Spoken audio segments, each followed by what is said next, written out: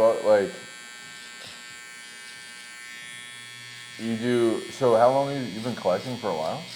I always collected like cards, but I think as I got older, my mom wasn't trying to buy the cards anymore, so it was like harder to stay into it. I'm talking like when I'm like 8, 9, like I don't have like money except for like, money I would get for my birthday and stuff. Right. But after a point, it's like I'm not buying cards every time we go to the store. So I got out of it, um, and I got back into it in like 2017 when I was making a bunch of money. And I got back just with my inner child, I felt like, So I was collecting huge into Star Wars and just buying sealed product all the time. Just made sure I bought sealed product and kept it sealed. And you kept it too? Yeah, I have some boxes that I bought for like 100 something bucks and they're worth like $3,000. And it's just, it's crazy. I didn't even think that they were going to be that much. I was just like into just keeping it sealed for some odd reason. Because I saw in the past with like Pokemon boxes, like first edition boxes, they go for like 20 grand plus now, and even more. Some go for over like 500,000. Yeah, I was actually insane. watching that new season of Collectibles on Netflix. King of Collectibles? Yeah, dude, Yeah. on Netflix. And It's insane. Jake Paul is just like walking around with Oh, the Logan Paul? or Logan Paul's Yeah, walking around he's putting that thing on auction. with that shit around his neck. I'm Yeah, it's like, bro, insane. it's probably pretty cool to have that though. Like, especially because, again, talking about your inner child, honestly. Yeah, but with that too, I think you having money, you can just make so much more money off Yeah. of making the right decisions on what to buy, what not to buy. And if you're rich like Logan Paul, you can just buy a bunch of stuff that people just don't have the money to really throw around. And it's mainly like an investment. It's like a stock now. And I think in the future, a lot of people are just going Well, to it's super be into trend. collectibles. I feel like, maybe I'm wrong, but I feel like Michael Rubin and Fanatics, he's like tried to make a push for Yeah, like the collectible Well, space, he owns sports like space. everything. Yeah, literally everything Yeah, now. the licensing now too. Yeah. Everything's gonna switch over to Fanatics from Panini. Yeah, that guy's brilliant. Yeah, I went to Fanatics Fest. That was pretty cool. My boy Doc Collectible, he got me in there. I went the first year. It was pretty fun. There was just so much going on. I was so new to it too, though, because I was always streaming behind the camera, and I wanted to get in front of the camera more to work with brands and work with the shows, give them recaps, because I thought a lot of the card shows just would post a flyer. They wouldn't really necessarily have any type of recaps or showing like how cool their shows are, or highlight and promote like their next one. So I felt like it was not an easy way in, but a easy way to show them how beneficial it would be to just have a camera guy come around and do recaps, or just interview people, or the people that they have signing autographs. I got Jeremy Shockey paid like 15,000 bucks to sign autographs at this Morris County card show up in Jersey, and just kept it pushing from there. I did like at least like 6 to 10 card shows last year. I got flown out to Cali by this one company I partnered with called All Touch. It's like protected cases. You put your cards in a case so they're not like getting damaged and shit, and they're magnetic. And they flew me out to the Burbank card show, or now it's called the West Coast Card Show. And hopefully I think I'm going back in February. So I also think too, I said this on another podcast, but like I'm trying to blend all the worlds together, because there's no reason that like people can collect cards but they also like music. Right. So like why not, Well, try that to was what I was. both. Have you been doing music as long as you've been collecting, or which one were you doing? I've always been interested in music, like since I was like 10, 12, but I didn't have like the confidence to pursue it. Yeah. So I went the DJ route, and I always loved collecting, but I just didn't have the money to keep up with the collecting. So I did music and got into music heavily when I was DJing from like 2014, doing a bunch of like Life in Colors as a Bravo Bravo with my boys Ryan and Bobby, and that transitioned into me rapping in like 2019 when I linked up with Miz in like 2018, started taking it really serious in 2019, 2020, and then COVID hit, so we got hit with the pause button on everything, and everything stopped, money, just everything was like stagnant, and I was like, how am I going to make money sitting in the house? So I started making rugs, and then from there I started collecting more like Star Wars sealed hobby boxes, and then my one boy had a hobby shop in Summers Point, my boy Dylan, and like 2023, and I was like, yo, like, how are you making this much money just like sitting down, like opening cards for people? Like, I just don't understand this. This is crazy. I want in. Like, I want in now. Right. So he was like, yo, I'll get you in on Drip. That's the app that I've been on. And the first year, I was just like learning everything. I was trying to learn the product, the case hits, trying to learn the names. I still get the names wrong sometimes when I'm opening packs. I'm like, yada yada, and it's total butchered. I butchered the name totally wrong. And it's more of like an experience. Like, you know, you can go to the club and get bottle service and pay $500 for a bottle you can go to the liquor store and get for 25 bucks. Or, you know, you can, like, same thing with me, you can go to Target, Walmart, or any type of distribution that sells these cards or the boxes of cards for a lot cheaper than what I would sell them for, but it's like the experience is what you're paying for. Someone's opening your packs or sleeving them, they're putting them in, you know, protected cases, shipping them out to you. They're, I think some people also get high off of like other people are watching me pull stuff. Like, oh, there's 20 people in the chat and I just hit this card and they're all saying like, good hit, congrats. Like, for real, my best month ever, I made 27,000. Just sitting on my ass, like I was hitting the bong, playing Call of Duty, and I was like so sad because I was like, this is crazy that I did this for my first year and I've been trying to do music for thousands of years, what it seems like, and I've never made that much money in a month. And I was trying to figure out like, do I keep streaming? Do I go with the music? And I just had to follow my heart, and I was like, I got to go hard with the music again. So in 2025, I streamed from 2023 to 2025. I still stream now, but just not as efficiently.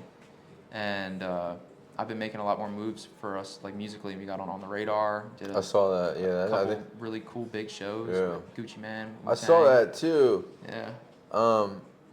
What was that like?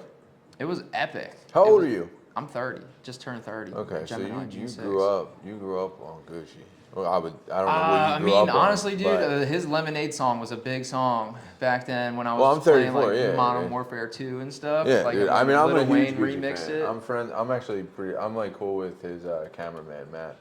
Fire. I'm like, I love hip hop music, but I'm not like the best with like remembering album names Yeah. and like certain songs. Like if I heard it and listened to it, it was just on repeat, like just 50 Cent, Get Rich or Die Trying, Kanye West, Oh Kid yeah, Cudi, Get Rich or Die Trying was stuff probably like that. one of the best rap albums of all time. Yeah, dude.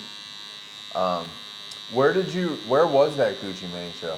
It was at the Brooklyn Bowl in New York. In New York? Yeah, our agent Andrew. Was that your biggest? Was that your biggest one? No, maybe.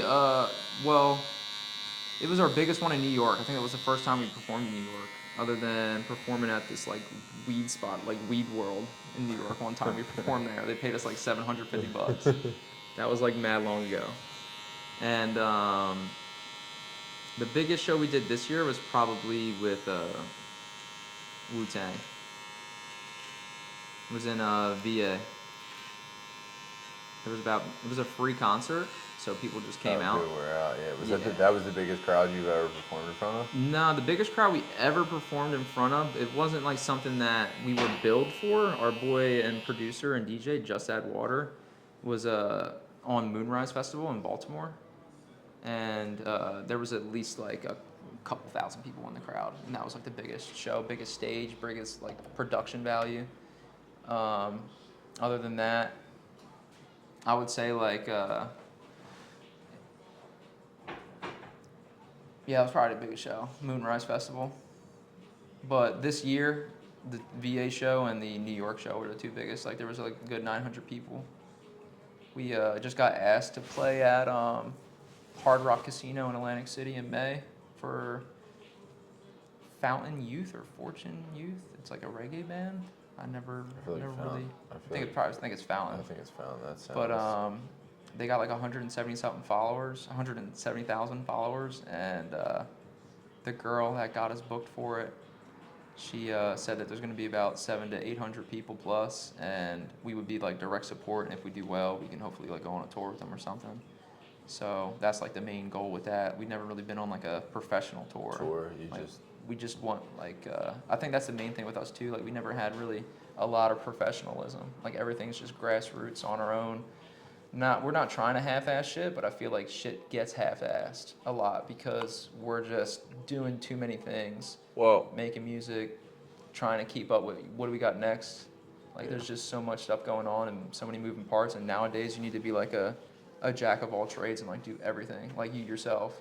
Like like you're editing this stuff, you're recording it, Yeah. cutting the hair, you're linking up with the people that you want to connect with. Like it's just it's a lot, yeah. and the world, and I feel like content is just moving at a pace where it's like impossible to keep up with. So like some days I don't even know which way is up. Like if I'm being honest, I'm like some days I'm like I don't even know what I'm doing. I don't even know why I'm doing this. Why am I doing this anymore? Like why am I doing this? Yeah. Bro, but it's all worth it in the end, in my opinion.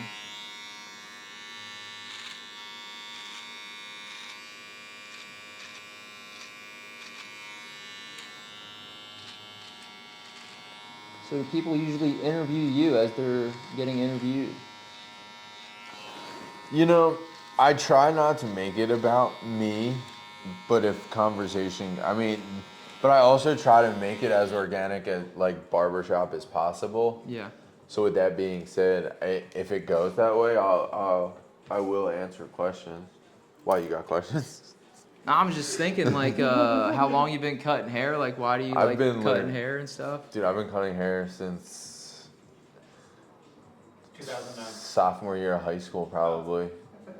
2000. I gave a couple backyard haircuts. You know Fire. what I mean? In like 2007, 2008. I graduated high school 2009 and went right to hair school after graduation. Yeah, my mom got her license for all that stuff. Yeah. So I've never really done anything but cut hair. I've been when all my friends went to college, I was in a barbershop working already. Yeah, and they were coming right after class. Or to I get was cut. literally going to LaSalle or Temple. Have you ever cut someone? Hurt them? You mean? Not hurt them, but learning, with cut them with the razor? Yeah. Yeah. It happens. Yeah. It's damn near 15 years ago, I guess. At this Nah, point. yeah. No, you're a pro now. I was always fearful of But yeah. I don't know. I feel like I wouldn't I can't trust myself sometimes. Well, dude, with a so razor. the one shop that the first shop that I ever worked at was called Uppercuts, and it's down in East Falls, the next neighborhood over. And the guys that own that place, they own a shop. They own maybe two. I don't know how many now, but more upscale shops out in the suburbs called Shaving Grace. That's a cool name. So a lot of their clients got straight razor shaves. So at one point in time, there were some days where I was doing more shaves than haircuts, with a straight razor. Yeah. So it became just super natural Secondhand nature. to just do it. Yeah. Yeah. So it was pretty interesting. But people don't really these things now. These shavers, dude, they get fucking closer than a straight razor. Really? I feel like sometimes I use them and it doesn't even give me a shave. I'm I should just shave. Well, you gotta take it down a little bit. You gotta trim it first. You gotta and take it then down with a trimmer, and then use that? Yeah. That's what I do too, and I'm Yeah, but that shit. it don't get close enough. That Or shit, it's just a piece of shit shaver. It might be. Well, not necessarily. You know what I mean? I think they get real specific also with settings on your shit too, where Way through because Instagram was Instagram. We were just talking off camera back when Instagram was one, it was easy. It wasn't easy, but it was easy to get reach back then, dude. I just feel like it was if you followed someone, you would see You would see all their stuff. I wouldn't dude. see 4 ads. Now I see stuff that I don't even want to see. Yeah, it's pushed on me. But yeah. Then I picked up a camera again. I always took photos as a kid, and then I stopped for a while. I Yeah. like the photo stuff too, but I feel where I got lost with it was color grading and all this other extra stuff that came with it. I felt oh my gosh, this is too much. See, that was because it was always a hobby for me. So I would always take photos on vacation and do sunrises and stuff. So I would have fun just with the colors. Yeah, actually. Instagram was cool because I would just put the filters on, and it was all right, cool. I feel like a photographer, but Like my boy Lou, who just does all of our videos and stuff. He's like a freak with it, and I'm like, I could just never. You took this video, and there's no way that it looked like this before you color graded it. Yeah. Like they just Straight make up. it look like a movie. Yeah, it's really good.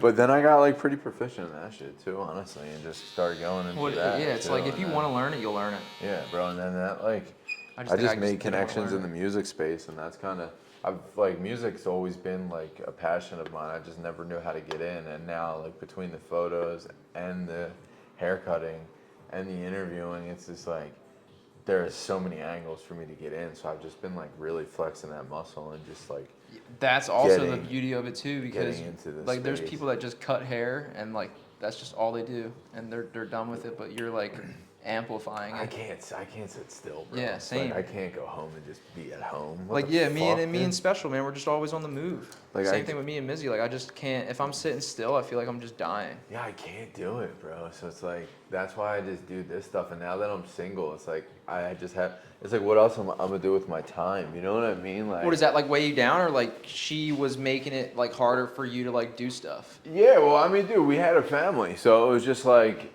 there was 2 kids. They had sports and all of this extra stuff, and then we both worked. So it was just like you couldn't like commit 100% to something because there was always other shit going on. You know what I mean? Now I am like fully Just committed. committed. You know what I mean? Like there's nothing or no one like holding me back, being like, no, you gotta. I need your help taking so and so. You know what I mean? It's Yeah. just, it's a little easier. No, So no burdens and all like yeah, it just made it a bit easier to kind of get into this space. And then like I said, like I've just been fortunate to, I don't know, I guess. Do you have like anything else that you're trying to do or accomplish, or like maybe someone really dope that you're trying to like cut their hair and do a podcast with? I have a few, honestly, people. I do have a few. Again, about what we talked about off camera. I just need to figure that out. But I also, there is ways to do it where like, which I'm probably about to do in a minute, and fuck around and sit here and we finna just talk back and forth for a little bit. That's cool. But yeah, that's the only. So that's like the way, like, because there's also been women that I've been interested in having on too. So what I've done is, like I said, we just like sit across from one another Yeah. and just do it that way.